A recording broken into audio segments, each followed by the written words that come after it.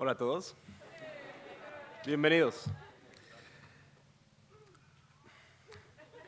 My personal engagement with environmental politics began a long time ago in Bolivia, my home country.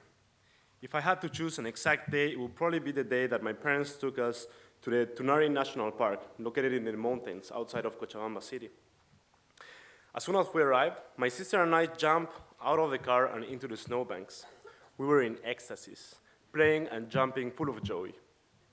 For like 20 minutes before we were back in the car with our bodies frozen and our lips turned blue as we were, as we were forced back to jump in the car. Unfortunately, we were not dressed for the cold. Unlike here in Bar Harbor, winters in Bolivia only get down to about 40 degrees Fahrenheit. This was the first day that I had ever touched snow. As we were driving back home, my dad explained that only 15 years ago, these mountains had snow year-round, and you didn't have to drive so far to find it. I asked my mother, why was this happening? And she responded, it's climate change. The planet is warming up, and that is why the snow is melting. Things will be a lot different by the time you have your kids. That day, driving home from the mountains marks the beginning of my personal engagement with environmental politics, a process which eventually brought me to the works of Naomi Klein. Naomi Klein needs no introduction. Her reputation as an extraordinary writer, top influential thinker, and prominent activist is legendary. Her work speaks for itself.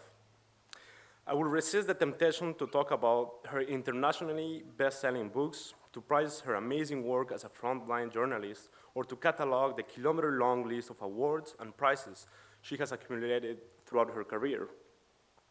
Instead, I want to tell you a few things about why Naomi's work has been so inspirational for so many of us here at COA. First, anyone who's familiar with her work knows that her approach is holistic. It foregrounds the interconnected ways of thinking that has been a hallmark of our time here at COA. This is, I believe, one of the main reasons why her work is so influential and often groundbreaking. It is not simply because she discovers a new problem, but because she offers a perspective that makes connections between apparently unrelated issues that others have missed. Naomi has pioneered some of the very ideas that we now take for granted. Climate change is not just about carbon emissions, but it's also about our current economic system, unregulated capitalism, or the damaging role that corporations can have on democracy. Secondly, Naomi is a model of how we might all bind together the demands of theory and practice. Her thorough research and sharp writing is coupled by her equally powerful role as an activist. She doesn't pretend to be a passive and detached observer. She takes a stance. She uses her voice, her writing, and her social and political weight to advance causes that she believes on. Whether that is speaking up against a wrecked financial system in the streets of New York City during Occupy Wall Street, or by participating in a protest that got her arrested in front of the White House. Finally, and most importantly for me, she reminds us that these big, complex issues are, at the core, also personal. In her last book, This Changes Everything, Naomi reflects about how being a mother has changed her outlook on climate change, how having a son has made it a lot more concrete for her. It was no longer an abstract idea of how climate change will result in environmental catastrophe. The problem now had an additional meaning.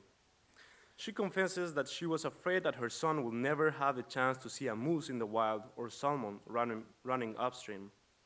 And this idea that we cannot forget the human face of social and environmental problems,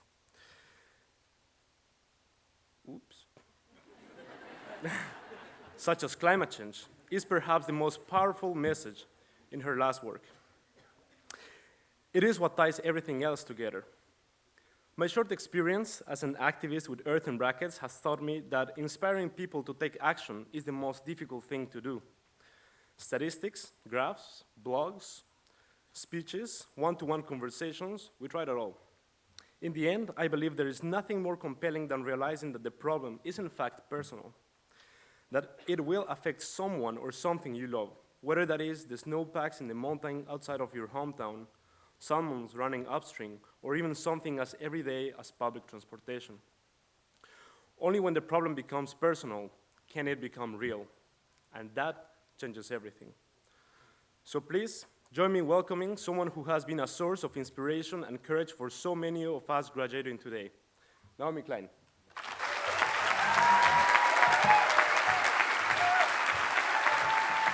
Welcome.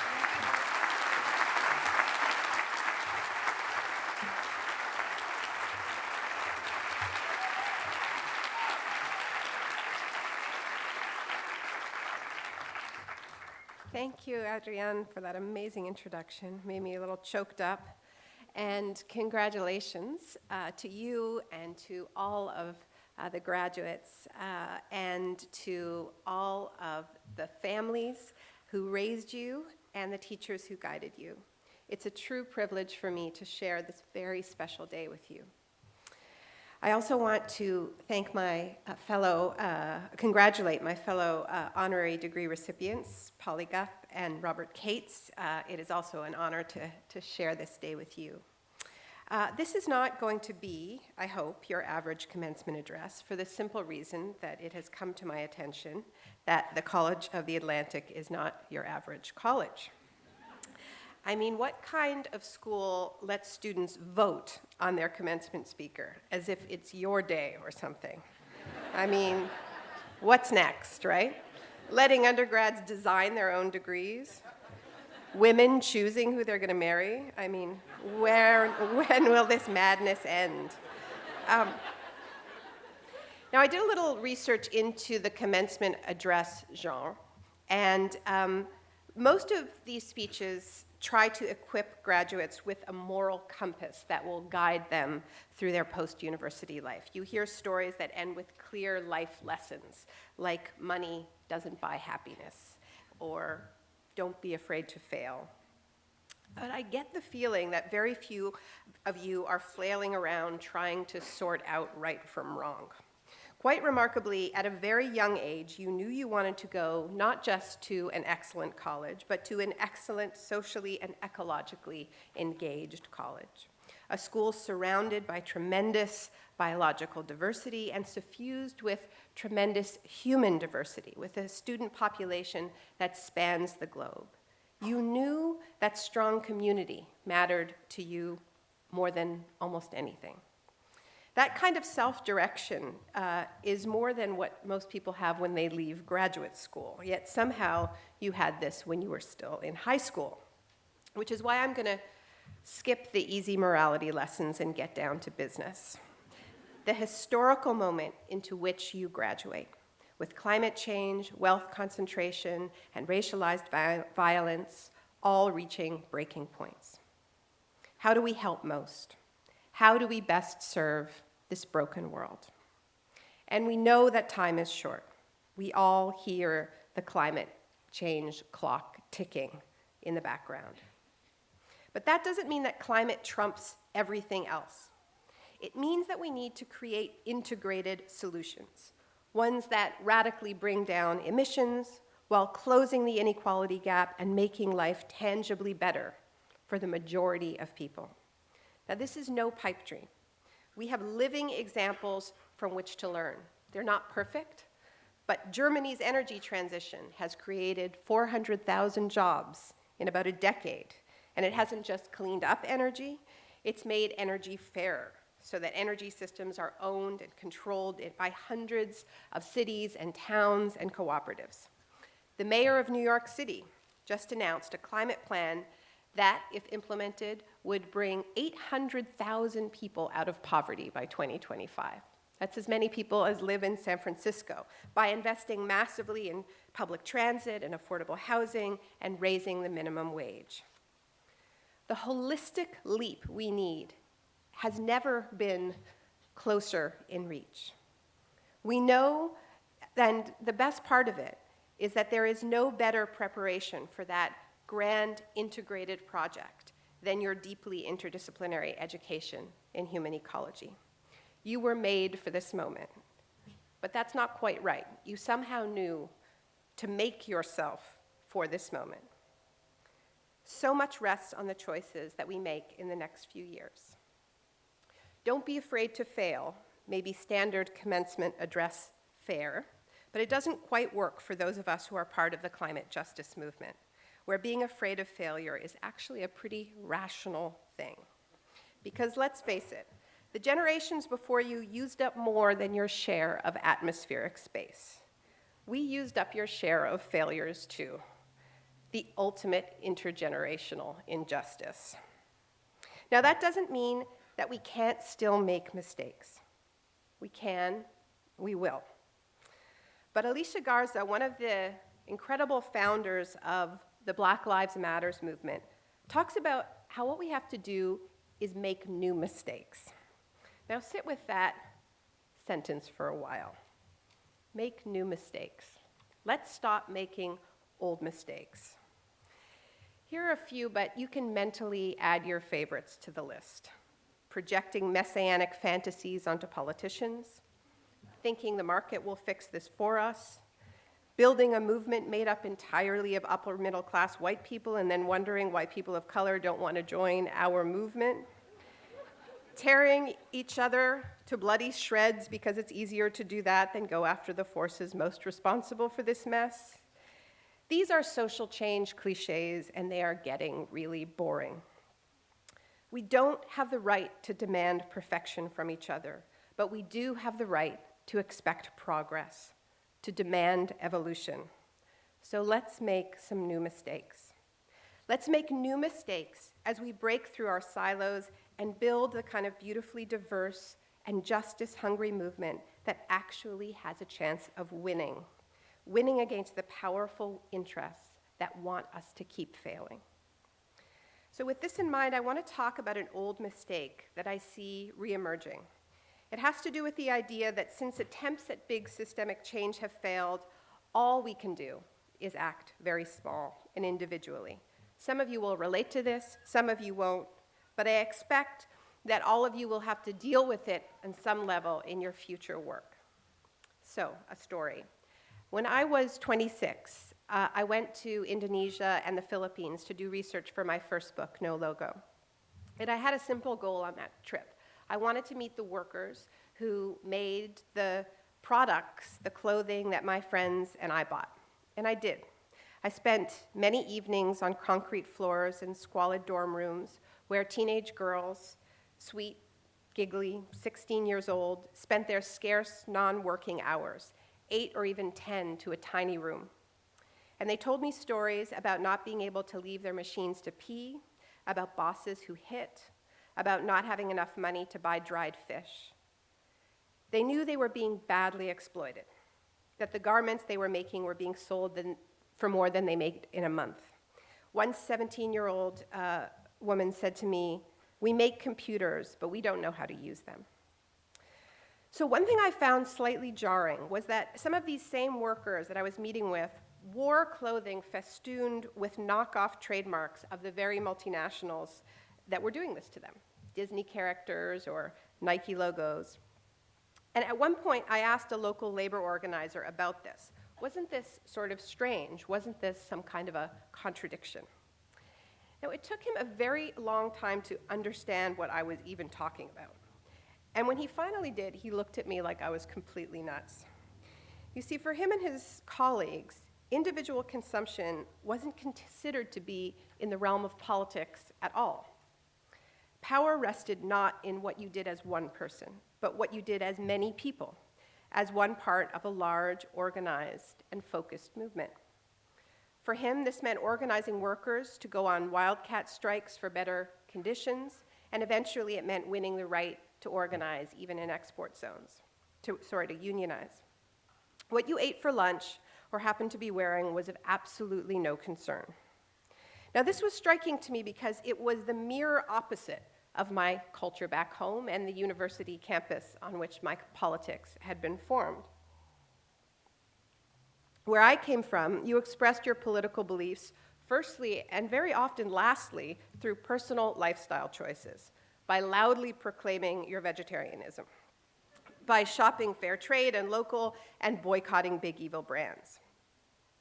Now, these very different understandings of how social change works came up again and again once I published the book a couple of years later. I would give talks about the need for international protections for the right to unionize for workers in export zones, about the need to change our global trading system so it didn't encourage a race to the bottom. And at the end of every single talk, the first question would invariably be, what kind of sneakers should I buy? What brands are okay? Where do you buy your clothes? What can I, as an individual, do to change the world? I thought I was building a movement, and I ended up being a shopping advisor. 15 years after I published No Logo, I actually still find myself facing these questions, not as often, but fairly often. These days, I give talks about how the same economic model that superpowered multinational corporations to seek out the cheapest and most exploitable labor in countries like Indonesia and China also supercharged global greenhouse gas emissions. And invariably, the hand goes up. Yes, but tell me what I can do as an individual, or maybe as a business owner. Now, the hard truth to that answer, and I have started actually answering that question this way, is nothing. You can't do anything as an individual. And in fact, that very idea that we, as atomized individuals, even groups of atomized individuals, could play a significant part in stabilizing the planet's climate system is objectively nuts. We can only meet this tremendous challenge together as part of a massive and organized global movement. The irony is that people with relatively little money and power in the global hierarchy tend to understand this far better than those of us with a lot more privilege. The workers I met in Jakarta knew all too well that governments and corporations did not value their voice and didn't even value their lives as individuals. And because of this, they were driven to act not only together, but to act on a rather large political canvas, to try to change the policies in factories that employed thousands of people, in export zones that employed tens of thousands of people, or even change the labor laws of a country like Indonesia with 250 million people. Their sense of individual powerlessness led them to be collectively ambitious. In contrast, here in wealthy countries, we are told all the time how powerful we are as individual consumers, or even as individual activists and intellectuals. We live in a system that endlessly flatters us. And the result of this is, despite that relative power and privilege, we often end up acting on canvases that are unnecessarily small. The canvas of our own lifestyle, maybe our neighborhood, maybe our town. Meanwhile, we too often abandon the structural changes, the policy and legal work, to others. And I want to be clear, this is not about belittling local activism and small-scale work. Local activism is critical. Local organizing is winning the most significant climate battles right now. Local activism is stopping fracking, it's stopping tar sands pipelines, and local is showing us that the post-carbon economy is possible. It's showing us what it looks like and feels like and is making it desirable. Small examples inspire bigger ones. The College of the Atlantic was one of the first schools to divest from fossil fuels. And you made that decision, I'm told, in a week. Now, you should feel very proud about that. It took that kind of leadership from small schools that knew their values to push more, shall we say, insecure institutions to follow suit, like Stanford or Oxford University, which has recently announced that it is divesting, like the British royal family, like the Rockefeller family. So local matters, but local's not enough. I got a vivid reminder of this when I was researching This Changes Everything. I went to New York in the immediate aftermath of Superstorm Sandy. And I went to Red Hook, which was one of the neighborhoods that was hardest hit. And I went to a place called the Red Hook Community Farm, which is an amazing place that teaches kids from nearby housing projects how to grow healthy food, provides composting for the entire neighborhood, hosts a fantastic weekly farmers market does a CSA program that's as good as any I've ever seen. They're doing everything right. They're reducing food miles. They're staying away from petroleum inputs. They're sequestering carbon in the soil. They're reducing landfill. And they're fighting inequality at the same time and building food security. But when the storm came, none of it mattered. The entire harvest was lost, and the storm water made the soil toxic. Now, they can buy new soil the first couple of times this happens. But the farmers I met there knew that unless other people were out there fighting to lower emissions on a systemic level, that this kind of loss would keep happening over and over and over again. So it's not to say that one sphere is more important than the other. It's to say that we have to do it all. The local and the global, the resistance and the alternatives. We have to say no to what we don't want, and at the same time, we have to build the yes, all of the yeses that we do want. But before I leave you, I want to stress one thing, and please listen to this because it's important. We really do have to change everything, but you personally do not have to do everything. This is not all on you. I say this because one of the real dangers of being a brilliant, sensitive young person who hears that climate clock ticking loudly in the background is the danger of that same inflated self-importance, that danger of taking on too much, of thinking that every single life decision, whether to work for a national NGO or work on a local permaculture project or work with animals or work with people or go to grad school or start a family, seems to carry with it the weight of the world. And I know that many of you are struggling with these types of decisions right now. I was struck by the almost impossible burden that socially engaged young people are placing on themselves these days when I was contacted recently by a 21-year-old Australian science student named Zoe Buckley Lennox. She's the kind of person that would end up at a school like this. She lives in Australia. At the time she contacted me, though, she was camped out on top of Shell's Arctic drilling rig in the middle of the Pacific. She was one of 6 Greenpeace activists who had scaled this giant rig, and I'm sure many of you have seen images of this huge rig. This is before it got to Seattle, and it was right in the middle of the Pacific.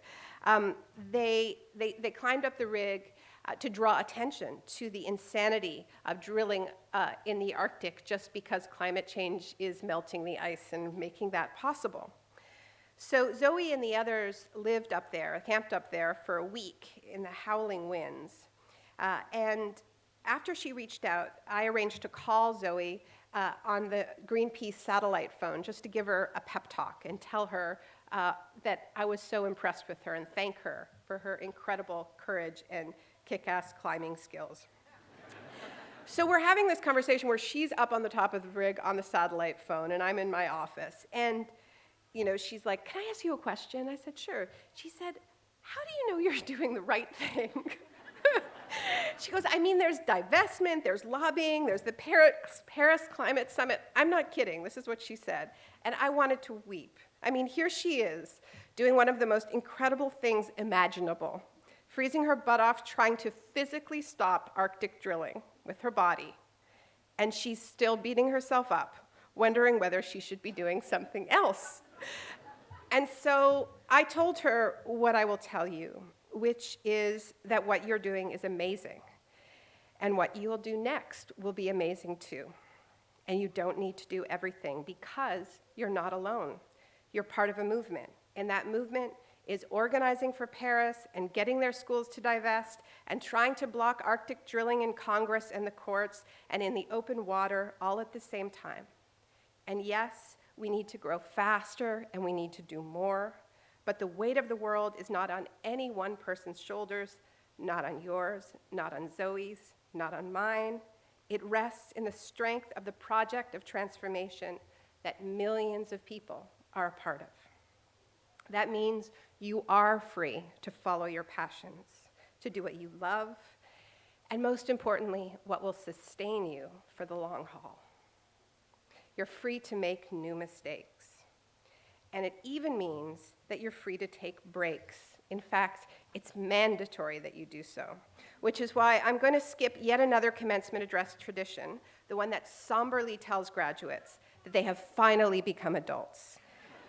Because my strong sense is that some of you have been adults since your early teens, if not earlier than that. So what I really want to say to you is something else entirely. Make sure to give yourself time to be a kid, and make sure to enjoy this tremendous accomplishment. Thank you.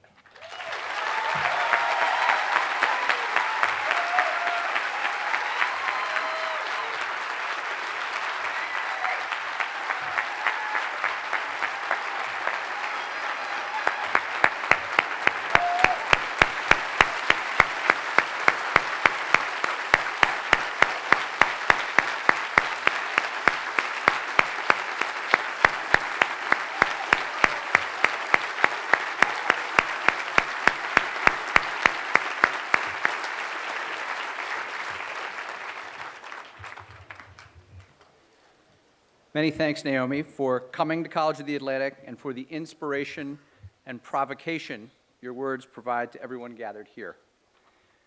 I now have the great pleasure of presenting an honorary Master of Philosophy degree in Human Ecology to Naomi Klein.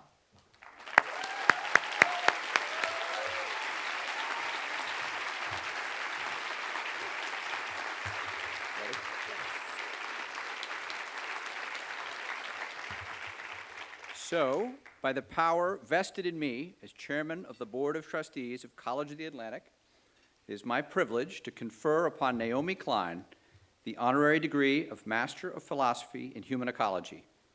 Her name will be joined to the distinguished group of honorary degree recipients. Thank you, Naomi. We are delighted to honor your contributions to human ecology.